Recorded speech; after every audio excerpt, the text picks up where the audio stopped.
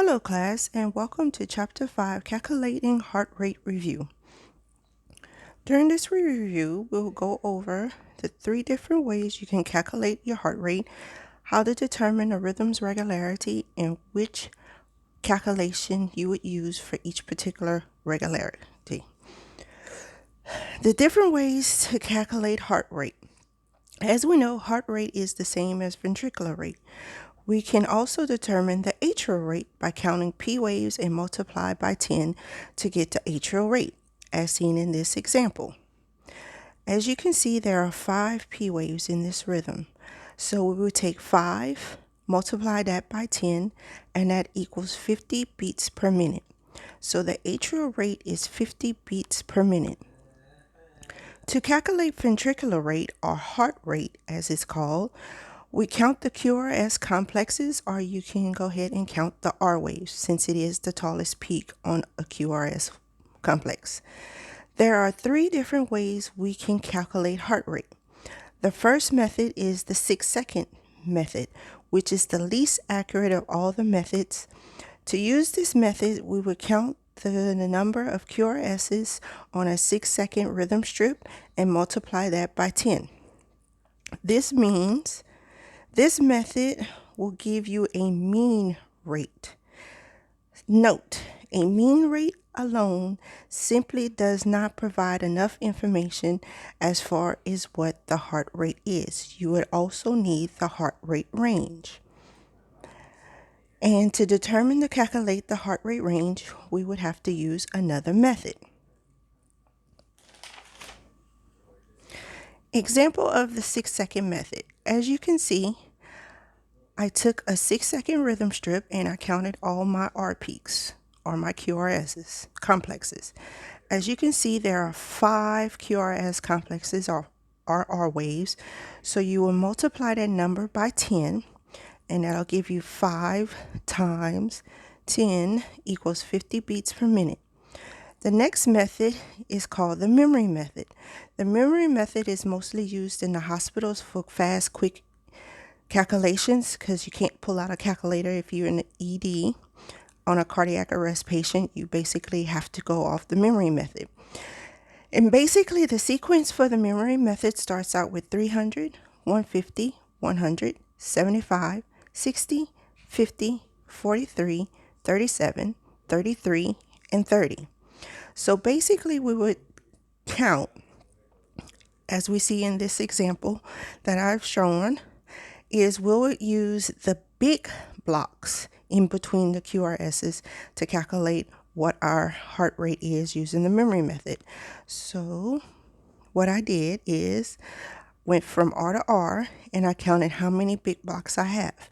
If you see, I have 3 big blocks in between. So that's 300, 150, 100.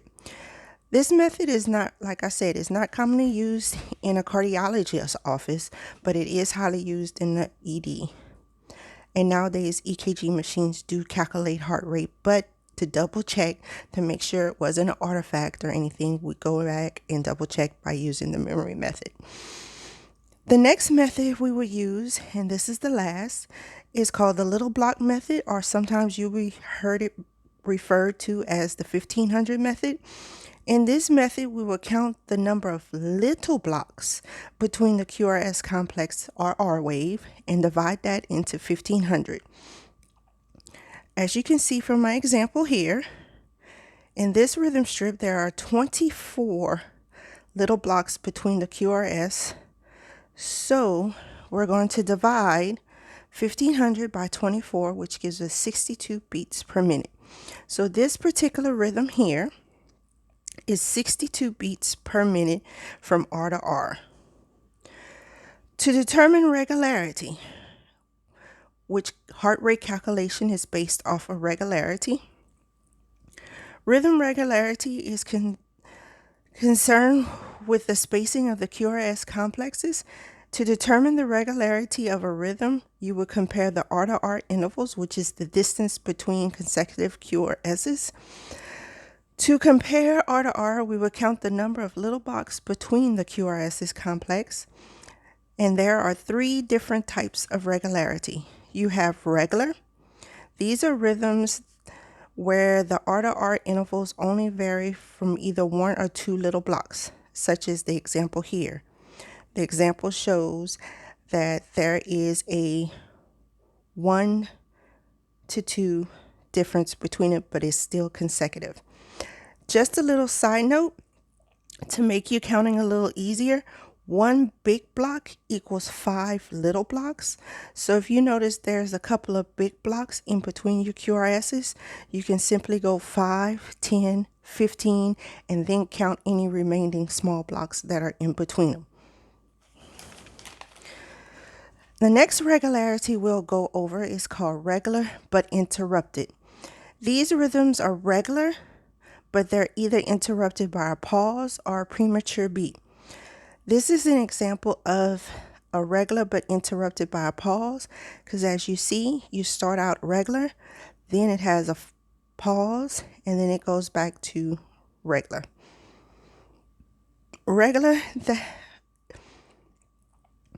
So if it's regular but interrupted by a pause, it just simply represents that is the prolonged R-to-R interval that represents an interruption in the ventricular depolarization phase. As you can see from the next example, this is regular, and you can tell my little blocks are 1 to 2 between them, and then all of a sudden you have a premature beat, and then it goes back to regular. Regular with a premature beat is simply a premature beat that has an extra heart rate resulting from abnormal electrical activation originating in the ventricles because a normal heart beat would occur. The last irregularity is irregular. These are rhythms in which the R-to-R intervals vary, but not just because a premature beat's a pause, because the rhythm is insequently chaotic, meaning it's just all over the place. As you can see from the example, I go from 21 to 14 to 28.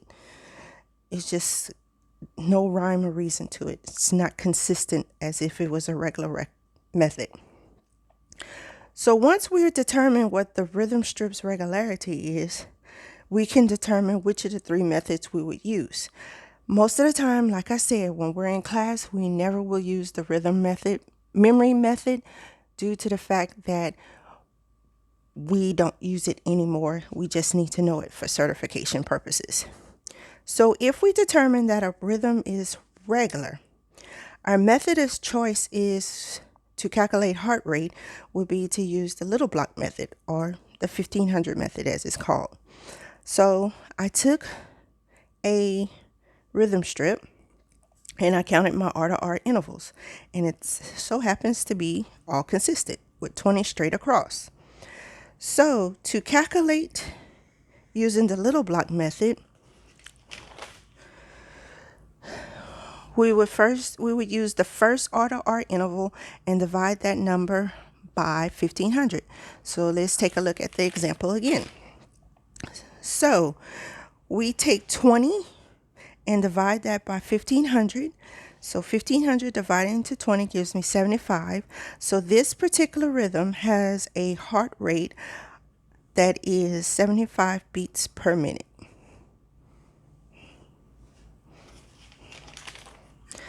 All right. So what if we determine regularity to be regular but interrupted by a premature beat? The method of choice to calculate heart rate is still, we would use the little block method, or the 1500 method as it's called sometimes. So we have our 1 to 2 block regularity, then all of a sudden, bam, we get a premature beat, and then it goes back to regularity. So to calculate this, we would use any of the intervals except where the premature beat happens. We can use this one, this one, this one, this one, this one, this one, this one, and this one, just not that one, to calculate heart rate. So I chose to use the first interval on this example. So I would take 1500, divide that by 12, and it gave me 125. So this particular rhythm here has a heart rate of 125 beats per minute. So what if we determine that our rhythm strip is irregular? Our method of choice would be to use the 6-second method along with the little block method or 1500 method. Because why? Mean rate cannot stand alone without the heart rate range. Haha. So basically, to find out our heart rate range, we would use the little block or 1500 method to determine our heart rate range. So let's take a look at an irregular rhythm. An irregular rhythm, as we said, is chaotic. It doesn't have any rhyme or reasons. It goes from one extreme to another. So first thing we would do is use the 6-second method to find our mean rate. So we have 1, 2, 3, 4 R waves. So 4 times 10 gives me 40 beats per minute. So I would simply write mean rate equals 40 beats per minute. Next, we would have to find our heart rate range. We would use the smallest R to R interval and the largest R to R interval, then divide each number by 1500. On this particular rhythm, my largest is 28 and my smallest is 14.